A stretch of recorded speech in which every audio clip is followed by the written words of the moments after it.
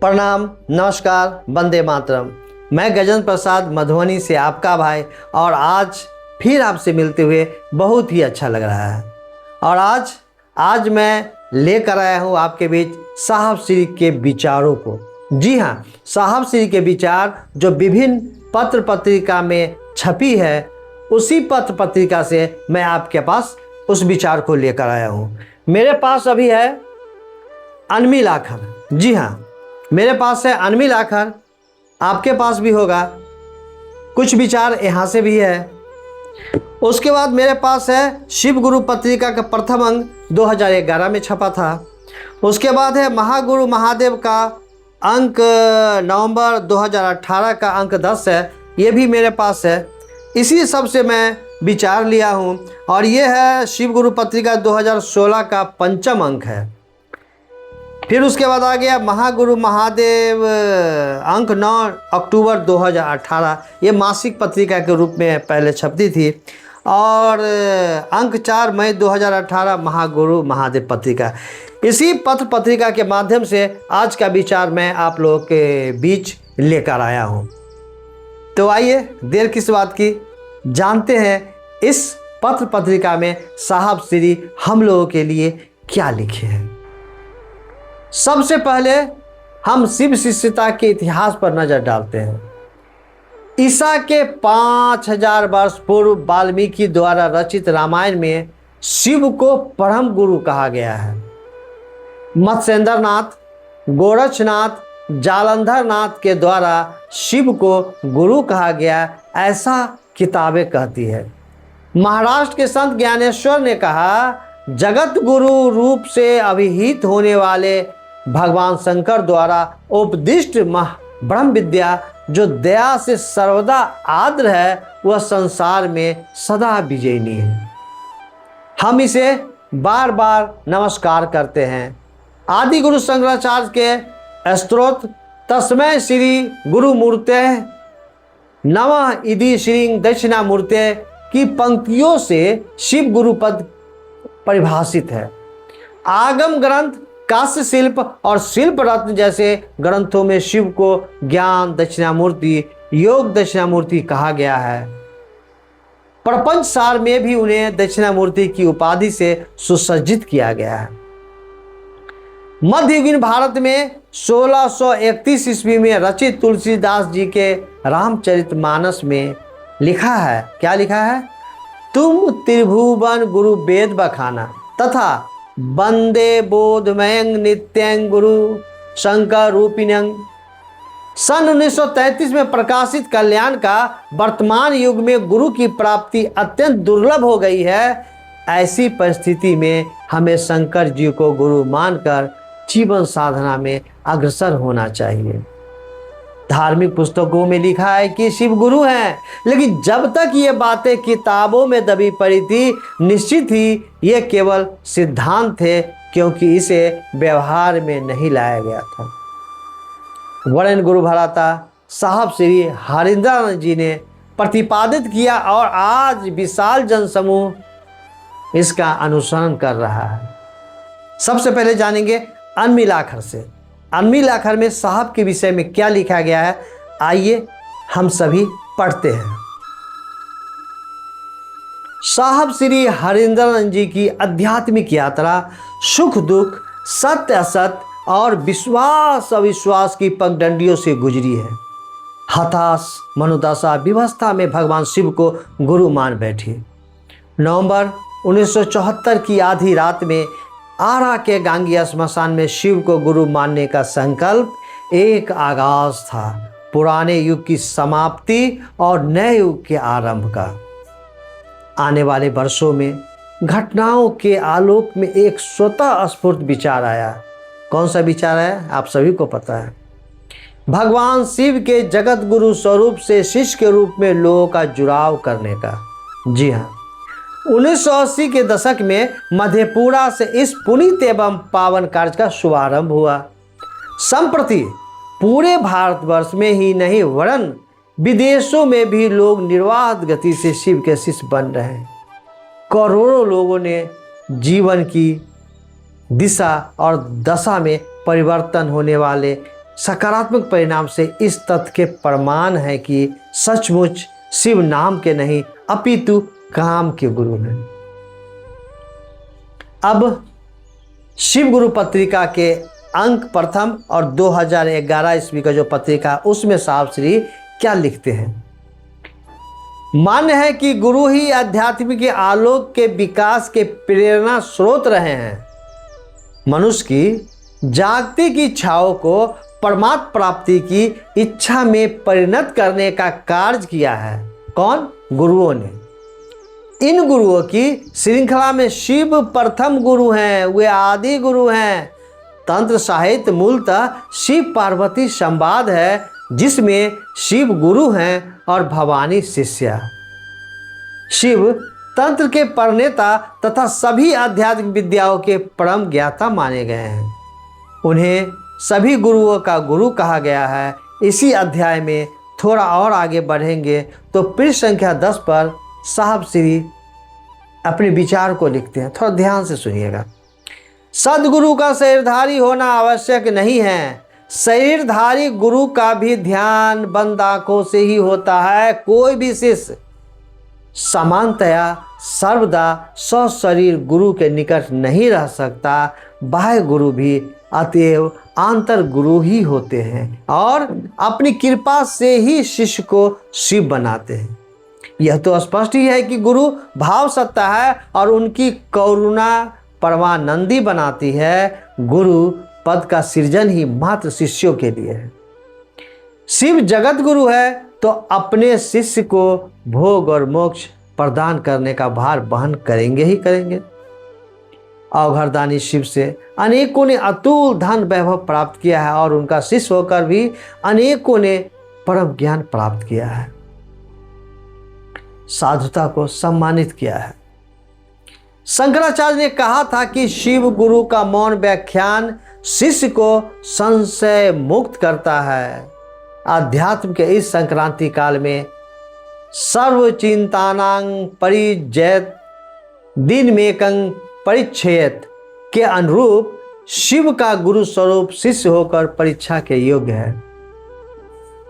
दीदी माँ नीलम आनंद जी भी इस पत्रिका के पृष्ठ 17 पर लिखती हैं, मेरा मानना है कि महागुरु महादेव ही एक ऐसे देवता है जिनको जनमानस सहजता से गुरु रूप में स्वीकार कर सकता है।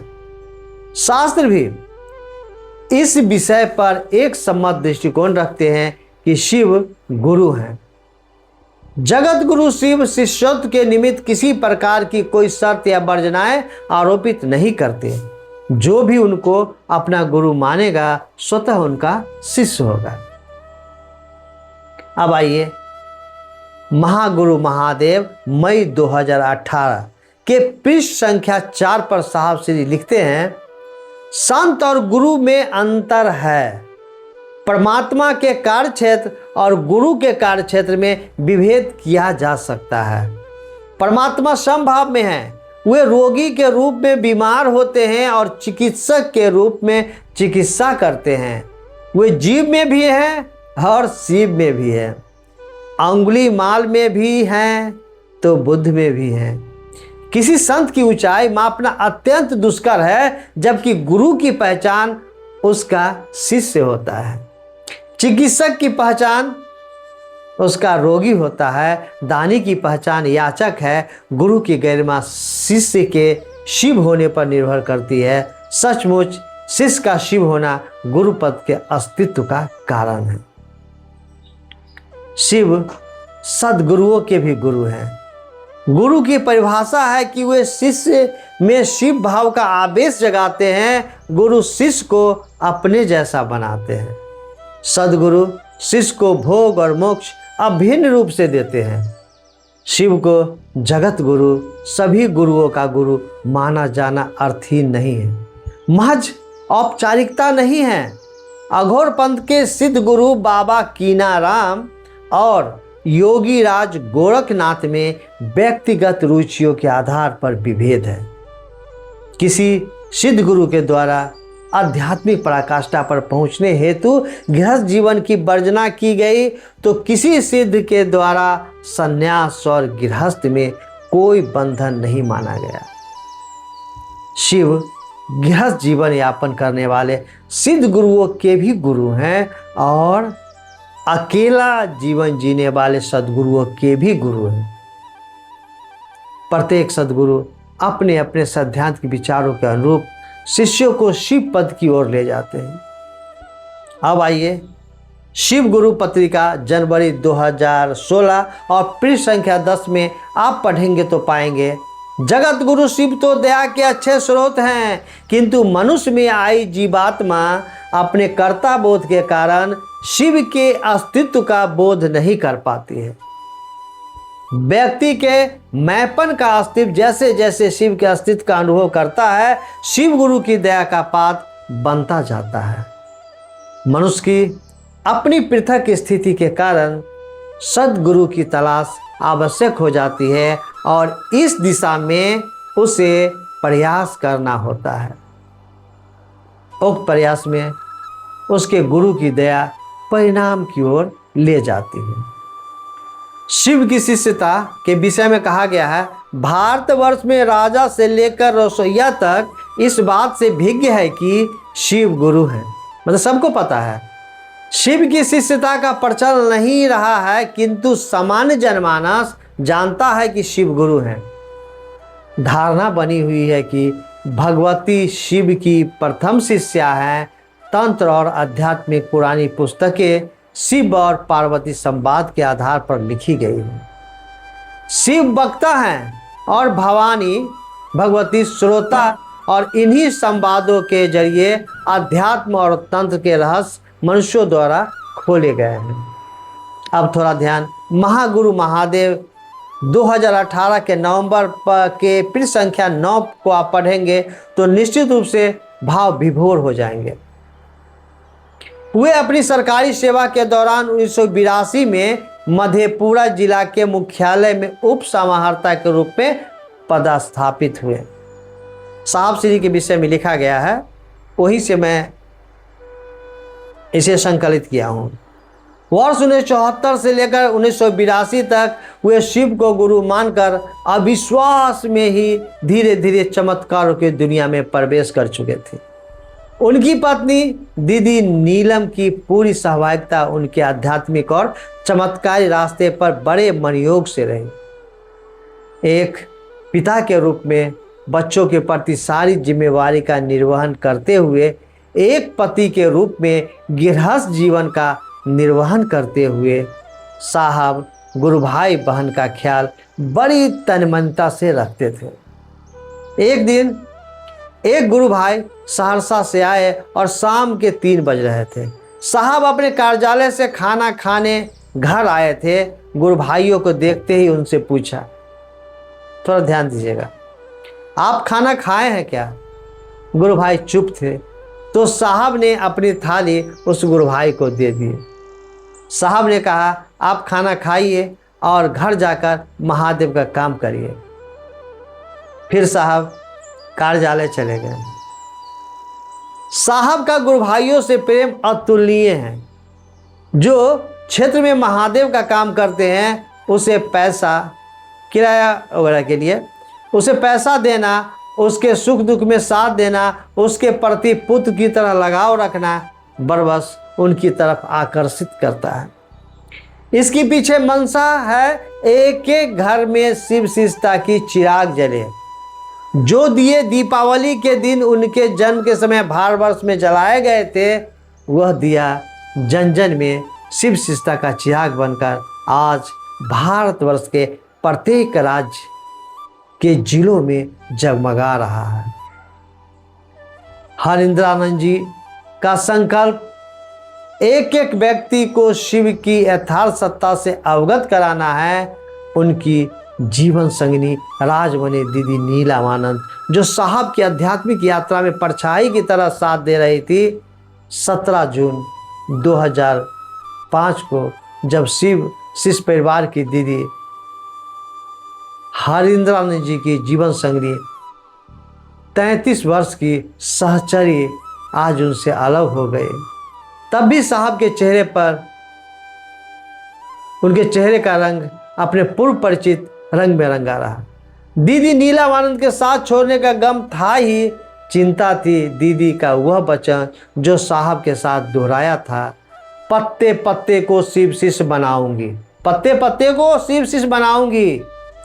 हम सबके जीवन में हमारे कर्मों का फल दुख हमें गुरु से अलग कर देता है। जरा सी चली मलय की झोंक कि तेरी डगमग डोले नाव, मगर यह कहता है आकाश अभी रातें बाकी है, झंझावातें बाकी है। जैसे ही दीदी माँ का श्राद्ध कर्म खत्म हुआ, धुन के मतवाले संकल्प के धनी हरिंद्रानंद जी निकल पड़े झारखंड के जंगलों में शिव शिष्टता को हर दिल में पहुंचाने। उन्हीं दिनों का प्रयास है कि आज झारखंड के कोने कोने में शिव शिष्टता का चिराग झगमगा रहा है।